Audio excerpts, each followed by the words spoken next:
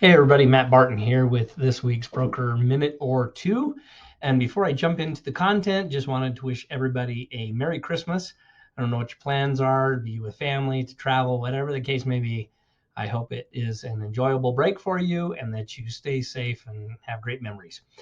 Okay, today I wanted to talk about something that I'm pretty sure everybody thinks they know everything about, and it is significant, but I'm pretty sure there are some things that a lot of agents are missing. How do I know? Because I get the questions, and I know that this is missed by a lot of agents.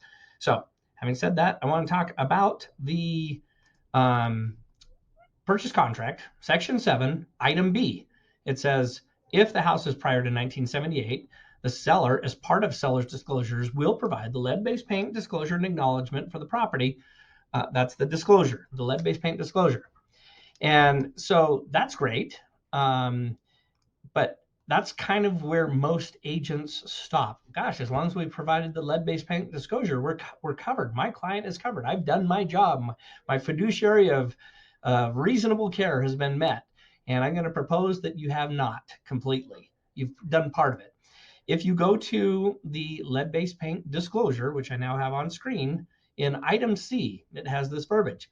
The seller has attached the EPA pamphlet known as Protect Your Family from lead in your home to this document. We've all seen this. It's got a blue cover. It's actually in SkySlope forms under the RE/MAX Associates documents. So it's there and available.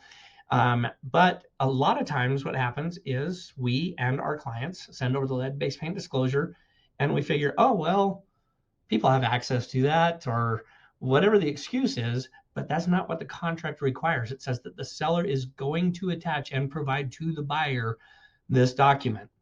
And not doing it is really a breach of the contract. So I can hear a lot of you saying, well, what's the big deal? It's a pamphlet. Well, when it comes to federal regulations, it's a big deal. And that's what I want to finish up with, why this is so important. So here's a page that I ran across, and I'm just going to highlight this section here, right?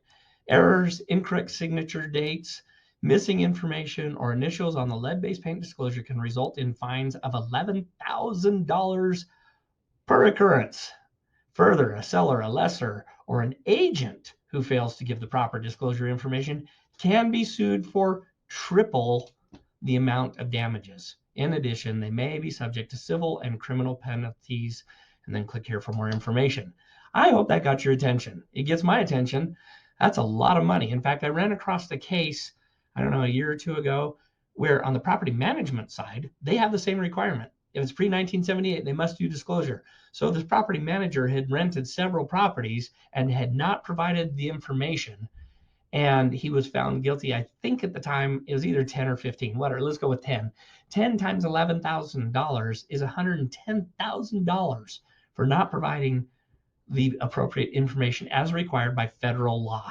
And in case you've never dealt with the federal government, you typically don't win. That's the 800-pound gorilla.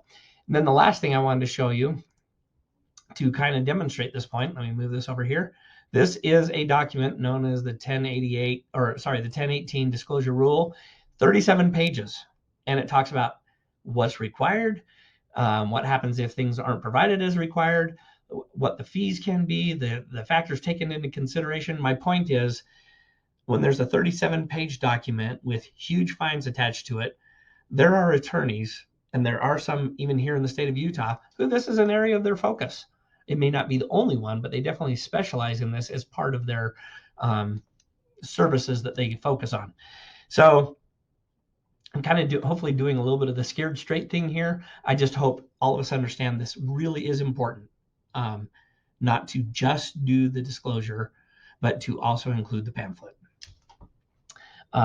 Want to protect you, protect your clients, protect the company. And so hopefully this is a reminder. The office managers have been trained on this, and they will send out gentle reminders. I don't want them to be the policing agent other than to just remind you. And then we are looking, just so you know, at taking the lead-based paint disclosure document and combining it with the pamphlet so that anytime you send the disclosure, that will be attached. Until that happens, if you simply attach it and you send it out via SkySlope DigiSign, it's a journaling system, and it will show what was attached to the email, what email was sent. And so you have proof positive that you have jumped this hurdle, you and your client. Hopefully that's helpful. Again, have a Merry Christmas, and we'll talk to you soon.